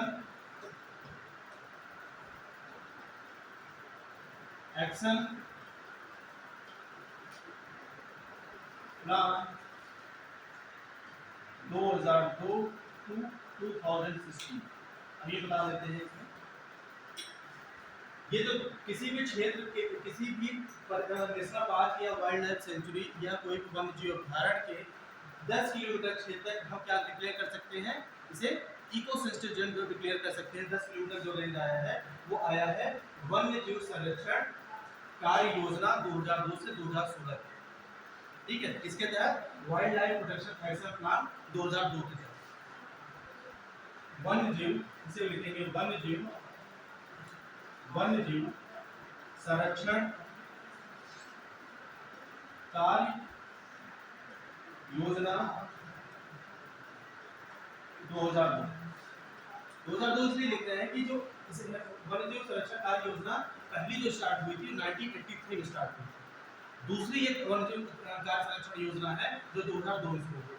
पहली जो हुई थी वो 1983 से लेकर 2001 तक थी, लेकिन बदलते हुए परिवेशों के साथ यहाँ पे चीजें बदलती चली गई, उसी वजह से फिर हमें लाना पड़ा वन्यजीव संरक्षण अधिनियम, वन्यजीव संरक्षण कार्य योजना 2002। ये कब तक लाया गया, 2016 तक। फिर अभी जो प्रेजेंट टाइम पे चल रही है वन्यजीव संरक्षण कार्य योजना 2017 से 2031 तक, 15 सालों तक। अभी इसे हम अलग से भी करा देंगे, ठीक है। तो इस क्षेत्र को क्या बोला गया, इको सेंसिटिव जोन, क्या कितना हो सकता है, 10 किलोमीटर। किस कार्य योजना के तहत, wild life protection action plan 2002 के तहत, ठीक है। इसे बोला जाता है वन्यजीव कार्य योजना second, wild life protection action second, वन्यजीव कार्य योजना सेकंड, क्योंकि पहली स्टार्ट हुई थी 1983 से 2001, ठीक है। तो अभी सुप्रीम कोर्ट ने ये बोला है कि यहाँ पे समस्या ये आ गई है कि देखो अगर किसी भी क्षेत्र में क्या होता है, अगर इको सेंसिटिव जोन डिक्लेयर हो जाता है 5 की संवेदनशील से ही समझ में आ गया कि वहाँ पे कोई भी ऐसी गतिविधियाँ नहीं की जाएंगी जिससे उनके पर्यावास का क्या हो, प्रॉब्लम पड़े, उस पर प्रभाव पड़े, उनका पर्यावास खत्म हो ऐसे क्षेत्र पे। तो वहाँ पर अगर पर्यावास अगर प्रॉब्लम आ जाएगी तो ऐसे क्षेत्रों में कौन सी गतिविधियाँ नहीं हो पाएंगी, वाणिज्यिक गतिविधियाँ नहीं हो पाएंगी। तो आप लिखिए कि कोई भी क्षेत्र का जो इको संस्कृतिकरण डिक्लेयर किया जाता है तो उस क्षेत्र में किस क्षेत्र को प्रतिबंधित किया जाता है, तो लिखिए वाणिज्यिक गतिविधियाँ। वाणिज्यिक गतिविधियाँ मतलब कि लकड़ी का व्यवसाय वहाँ प्रतिबंधित होता है, वाणिज्यिक खनन प्रतिबंधित होता है, वाणिज्यिक खनन प्रतिबंधित होता है।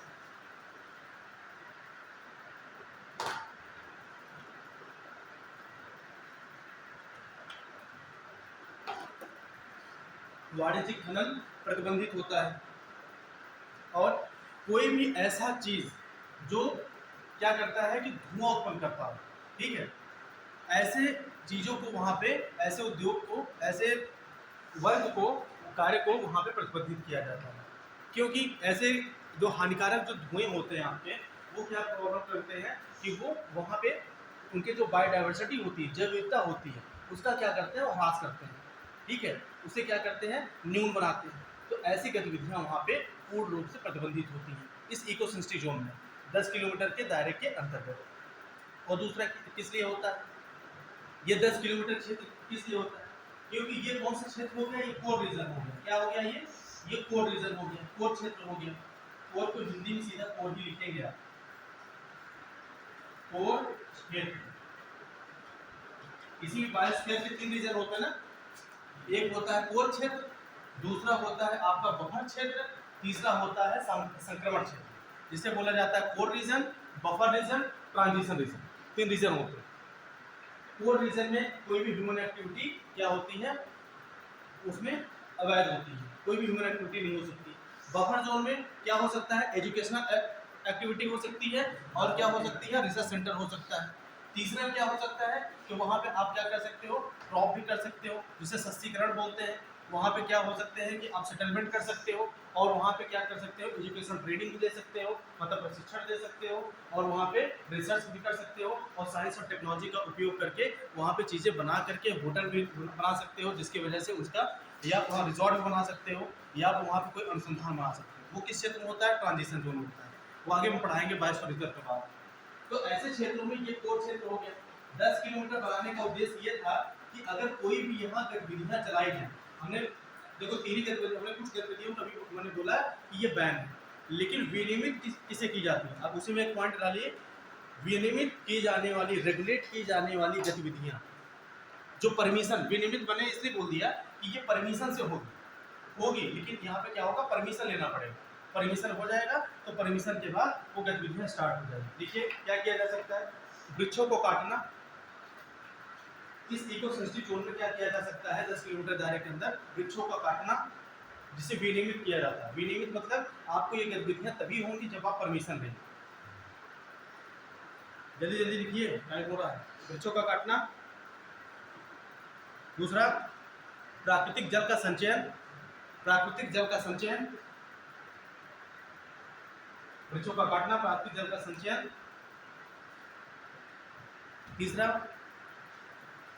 बिजली के तार का निर्माण, इलेक्ट्रिफिकेशन जिसे बोलते हैं, बिजली के तार का निर्माण, इलेक्ट्रिफिकेशन। इस 10 किलोमीटर में क्या होगा, इलेक्ट्रिफिकेशन, इलेक्ट्रिफिकेशन, बिजली के तार का निर्माण, ठीक है। और आगे देखिए, सड़कों का निर्माण, सड़कों का निर्माण। ऐसी गतिविधियों क्या किया जा सकता है, वहां पे रेगुलेट की जा सकती है। सड़कों का निर्माण, जिससे रोड बनाया जा सकती है 10 किलोमीटर में, क्या बनाया जा सकते हैं, कंस्ट्रक्शन ऑफ रोड, कंस्ट्रक्शन,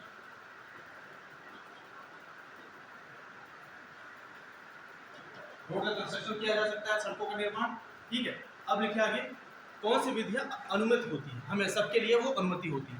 पहला लिखिए, पहला लिखिए, ये क्या, विनियमित है। पहला मैंने 3 जो लिखा है वो मैंने क्या बोला, प्रतिबंधित है। दूसरा मैंने लिखा है कि विनियमित मतलब रेगुलेटेड होंगी, किसके, बाई परमिशन, गवर्नमेंट के परमिशन के द्वारा वो क्या होंगी, वो रेगुलेट की जाएंगी। तीसरा क्या है कि ये अनुमत होती है, ये सभी लोग कर सकते हैं, इसमें परमिशन की जरूरत नहीं होती है। आप लिखिए पहला वाटर रिचार्ज, जल संचयन। जैसे बारिश का पानी हो रहा है तो उस क्षेत्र में आप पानी का क्या कर सकते हैं, उसे क्या बोलते हैं, जल छाजन बोलते हैं ना, जल छाजन हिंदी में। तो उसे क्या बोलते हैं कि हार्वेस्टिंग ऑफ वाटर जिसे बोला जाता है। क्या बोलते हैं? Harvesting of water. और क्या होता है harvesting of water? Harvesting of water. दूसरा जैविक खेती, जैविक खेती, बायो फार्मिंग। ऐसी खेती की जाए जिससे वहाँ के आवास को प्रभावित नहीं होती, क्योंकि आप अगर केमिकल रूप से खेती करेंगे तो उससे जो न्यूट्रिएंट्स आप जो डालेंगे उसमें यूरिया या किसी भी चीज़ों का, तो उससे क्या होता है कि एक समय के बाद वहाँ की जो मिट्टी होगी वो फर्टाइल नहीं रह जाएगी, वो बंजर हो जाएगी। तो ऐसे क्षेत्रों पे क्या होगी, वनस्पतियों का, फ्लोरा एंड फौना का विकास नहीं हो पाएगा। इससे वहाँ पर रहने वाले जीव जंतुओं को क्या होगा, रहने में असुविधा होगी, उनके आवास नष्ट होते जाएंगे। इसी वजह से इसे प्रमोट करने की बात की गई है बायो फार्मिंग की, और क्या हार्वेस्टिंग ऑफ वाटर, मतलब कि जल छाजन, जल संचयन। तीसरा लिखिए हॉर्टिकल्चर, मतलब जो कृषि पहले से चल रही है। कैसी? ट्रेडिशनल एग्रीकल्चर एंड हॉर्टिकल्चर, पारंपरिक रूप से चल रही कृषि और बागवानी, जो पहले से चलती चली आ रही है, जो वहाँ पर रहने वाले जो समुदाय कम्युनिटी होती है उसके आसपास क्षेत्रों में, वो जो पारंपरिक खेती वहाँ किया करती थी, तो पहले से चली आ रही कृषि और बागवानी प्रथा, traditional agriculture and horticulture, traditional agriculture और हॉर्टिकल्चर, पहले से चली आ रही पारंपरिक कृषि और बागवानी। तीन चीजों को वहां पर क्या बोला गया, ये पूर्ण रूप से अनुमत मतलब सबको अनुमत है, इसमें परमिशन की जरूरत नहीं है। या पारंपरिक रूप से अच्छा आप पूछ रहे हैं? हाँ क्या खबरी? हाँ नहीं, झूमी खेती को परमिशन नहीं दी जाती। वो जो देखो नहीं, परंपरागत नहीं, उसको क्या हुआ कि देखो झूमी खेती कोई परंपरागत इस टाइप से नहीं है ना। देखो झूमी खेती क्या होती है कि वो वनों का विनाश का, हमने क्या बोला कि ऐसी गतिविधियां जिससे वहाँ के पर्यावास को प्रॉब्लम न हो, ठीक है, ऐसी पारंपरिक खेती के मतलब वहाँ पर मैंने ये बात लगातार ये पॉइंट रखे पड़े हैं। नहीं अरे हम भी बोल रहे हैं ना कि आपसे एक बात मैंने पहले ही बोला कि ऐसी गतिविधियां अनुमत है कि जिससे कि वहाँ के पर्यावास को, वनों का उन्मूलन न होने पाए, ये गतिविधियां। तो उस गतिविधियों में जैसे ट्रेडिशनल रूप से खेती की जाती है, उस खेती का नाम क्या होता है, कर्नाटक में बोला जाता है गजनी। एक होती है खेती की जाती है जिसका पक्कली नाम होता है केरला में। तो इस टाइप की जो खेती में बताओ, अब स्थानांतरित खेती की मैंने बात ही नहीं की, इसी वजह से कि मैं बार बार एक पॉइंट हमेशा सबको बताते चल रहा हूँ कि ऐसी गतिविधियाँ जो की जाती हैं कि जिस खेती से क्या होता है कि वहाँ के पर्यावास में कोई इम्पैक्ट ना आए।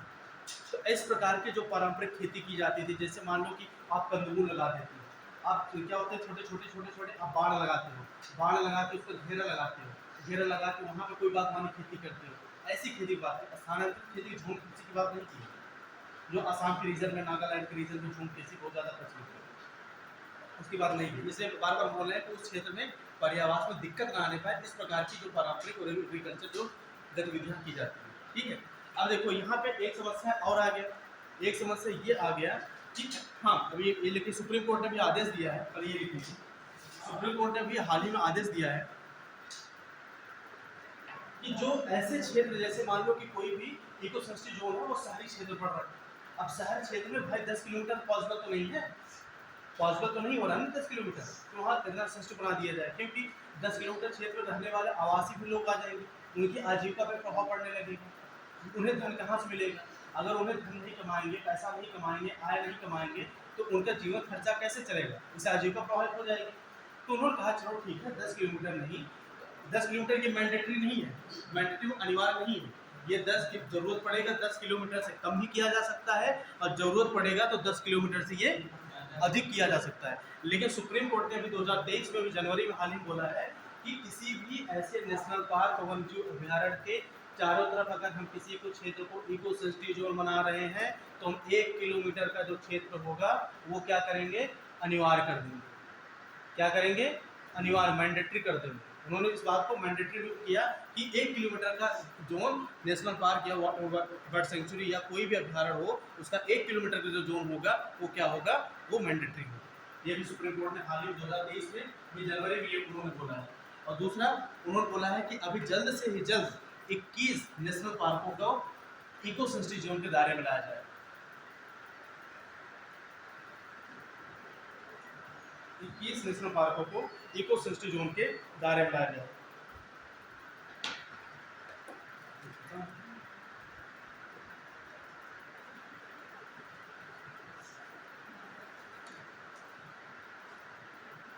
ठीक है, अब देखिए इको सेंसिटिव जोन इतना था जो मोटा मोटा था, ठीक है, सारी चीज मैंने क्लियर बता दी। अब आपको इसमें एक वर्ड आया था, आप हमने बताया था national wild life protection action plan, जो पहला चलाया गया था। देखो इसे बोलते हैं वन्य जीव संरक्षण कार्य योजना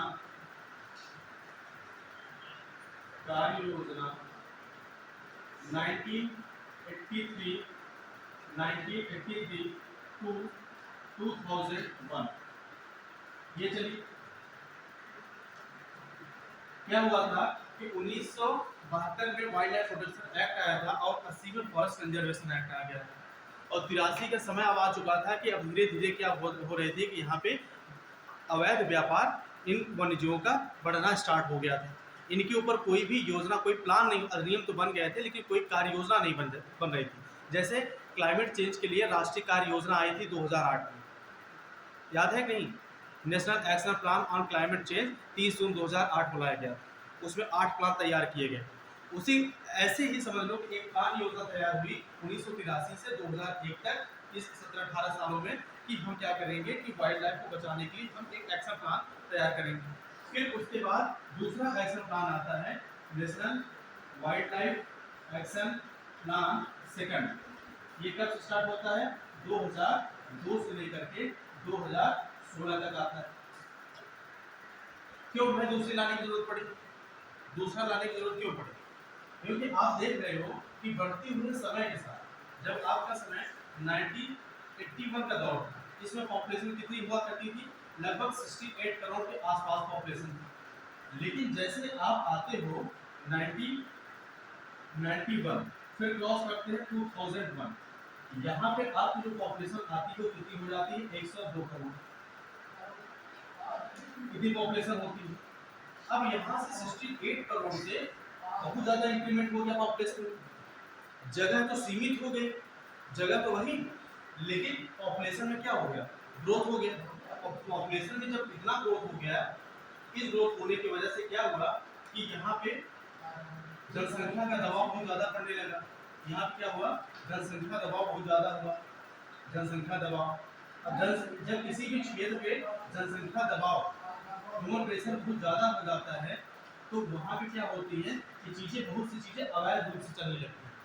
क्या होती है, वहाँ पे इलीगल एक्टिविटीज स्टार्ट हो जाती है, क्योंकि वहाँ पे क्या होता है कि रिसोर्सेज, संसाधनों की क्या हो जाती है, कमी हो जाती है।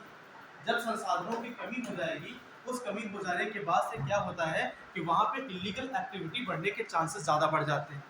तो जो 1983 में जो इतने अवैध इलीगल एक्टिविटीज़ नहीं होती थी, वो क्या होने लगी 2001 और 2 के टाइम पे, जब जनसंख्या के दबाव बढ़ जाते हैं, तो यहाँ पे इलीगल एक्टिविटीज़ बहुत ज़्यादा स्टार्ट हो गई।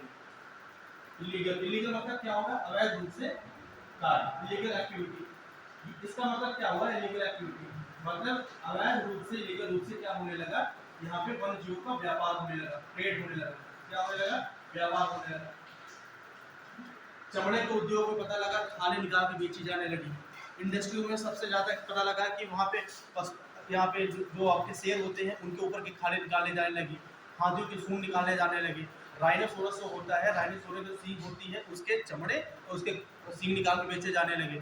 तो इससे क्या हुआ, इतनी ज़्यादा एक्टिविटी इलीगल बढ़ गई कि इन्हें उसमें चेंज करना पड़ा और चेंज करके national wild action plan second लाना पड़ा जो 2002 से 2016 तक था। लेकिन ये तो इस बात तक था, लेकिन अभी हम इसमें प्रेजेंट टाइम में चल रहा है क्या, national action plan, national action plan, national wild life action plan, national wild life action plan third, ये चल रहा है 2017 से 2031 तक ये चलाया जा रहा है। अब फिर क्यों चेंज करना पड़ा? अभी तक हमने देखा था कि 2001 अभी तक हमने देखा था कि 2001 तक यहाँ पे इलीगल ट्रेड और ये सब प्रॉब्लम चल रही थी,